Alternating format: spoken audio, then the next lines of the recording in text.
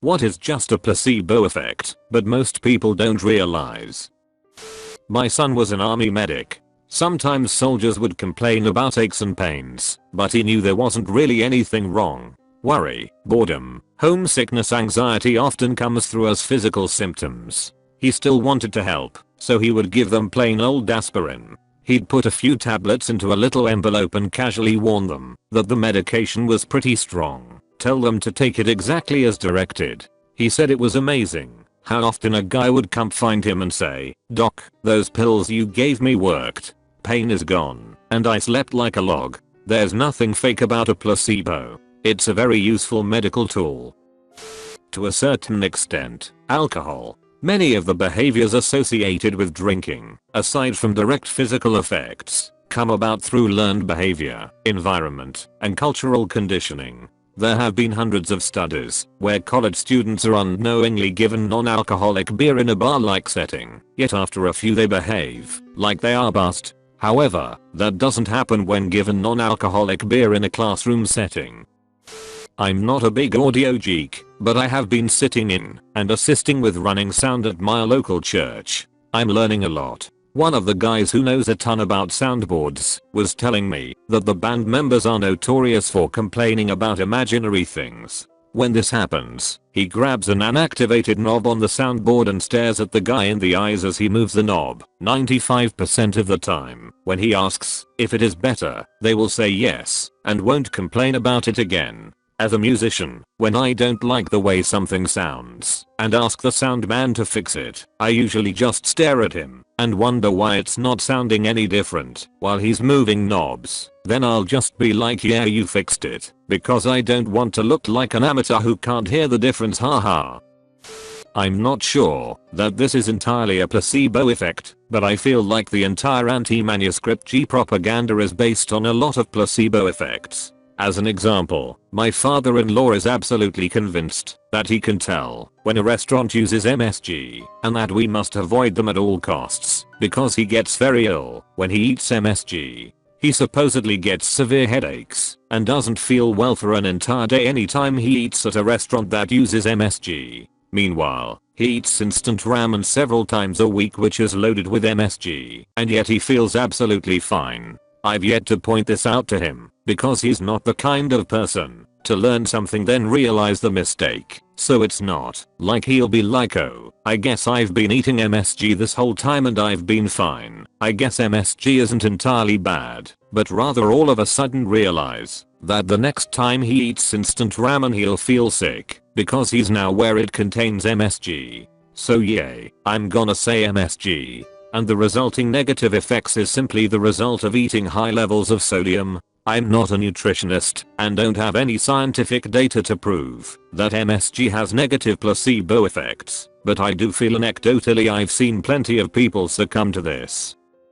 When I was about 6 or 7 years old, I woke up in the middle of the night to a giant daddy long legs on the wall right above my head. I ran out of the room absolutely terrified and told my mom I would never sleep in there again because the spiders were going to crawl all over me as soon as I fell asleep. I guess after 2 nights of sleeping on couch cushions beside my parents' bed, they had had enough and decided to figure something out. They went out and bought special spider spray that would keep all of the spiders away. There was a tiny little hole in the drywall at the top corner of the ceiling, and I told them that's where they were getting in, and they had to spray there. So my mom sprayed the spider spray in the hole and plugged it with tissue paper and then sprayed all over my room. I remember it smelled really sweet and my mom said it was because spiders hate sweets. Then after was satisfied with the level of spider prevention, my mom put the can under the sink in my bathroom and it was long forgotten about. Fast forward 12 years later, I've moved out and my parents are redoing that bathroom.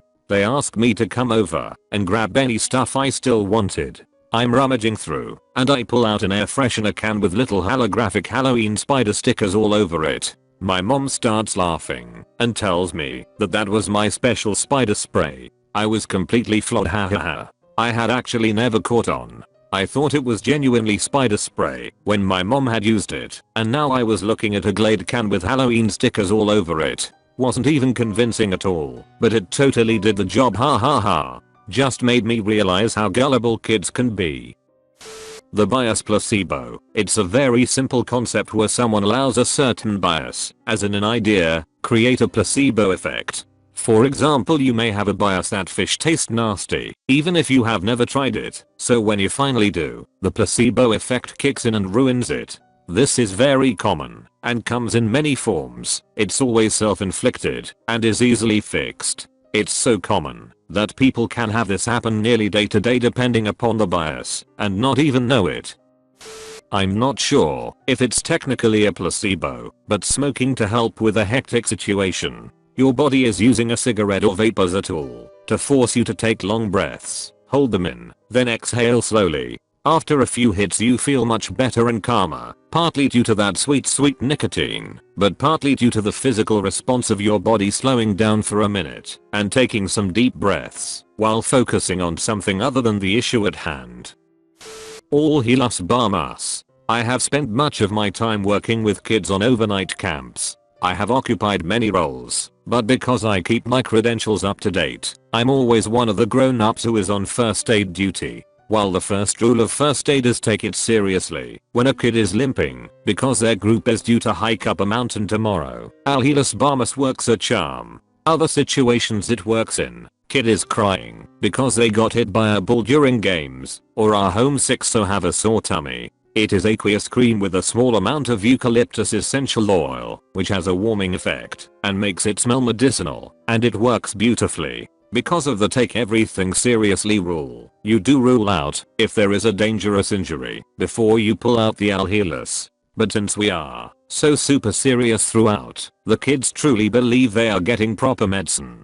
Typically you have the kid in the office, having ruled out the possibility of hospital, doctor, or camp nurse, and it's definitely an all helas job. You very seriously tell the kid you have a strong cream that will help make them feel better. You pull out the Alhelas, which you need to keep in an official looking tub to keep up the appearance, put on latex gloves, and then rub it into the sore place. Of course, rubbing anything that is sore makes it feel a bit better, but at this point, the kid probably needs attention and a bit of feeling special and like they are being taken seriously. Then, once you've rubbed it all in, you look at your watch and say now, you should start feeling the effect in exactly 2 minutes. You explain that the powerful cream needs to be activated by the air. The eucalyptus oil's thermal properties are helped by airflow, so you need to move around to get new air around it. 90% of the time, the kid is back up and running around with friends in no time at all. The other 10% probably need a hug. I used to play a game called Evolve, and my daughter asked about it, and I told her I'm a monster hunter. She said, why? Are there still monsters in my room then? I got this super serious look, told her to stay right there and don't move, and ran upstairs like life depended on it. Spent about 10 minutes lifting weights and doing a couple of push-ups, came back down and said as serious as I could, there's no monsters in your room now, and she hugged me really big and didn't worry about it for a long time after that. Getting your daith pierced to cure migraines. I work in a tattoo and piercing studio, and the daith has become the most popular piercing in the past year because of ladies wanting a remedy to their migraines. Half the time they don't even know what it's called. They just call it the migraine piercing. Hell, half of these people don't even have migraines. They just have headaches and don't know the difference. It's all total BS. Some piercer somewhere just made it up to sell more piercings, and it took off. We refuse to acknowledge it as anything other than a piercing performed for adornment purposes, because there is no scientific or medical reason why getting a piercing in your ear would rid you of migraines. Falling down when you get shot. Not entirely, of course. You get shot in the head or heart or something and lose consciousness immediately, or maybe in the knee and your leg gives out, then sure you may drop right away. In practice this often isn't the case unless someone is very aware they've been hit. Bullets hit really fast, and it's not uncommon for people to not realize they've been hit at first because it doesn't register as pain until you get woozy from blood loss or breathing problems from your collapsed lung or whatever. There's no reason to fall down.